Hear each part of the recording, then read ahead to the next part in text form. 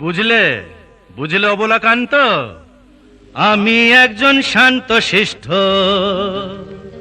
পত্নীনিষ্ঠ ভদ্রলোক।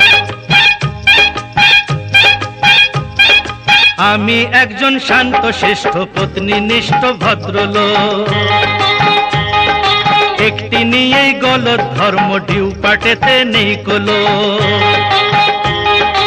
একটি নিয়েই গলদ ধর্ম ডিউ পাটেতে নেই কোলো। আমি একজন শান্ত শিষ্ট পত্নীনিষ্ঠ ভদ্রলোক।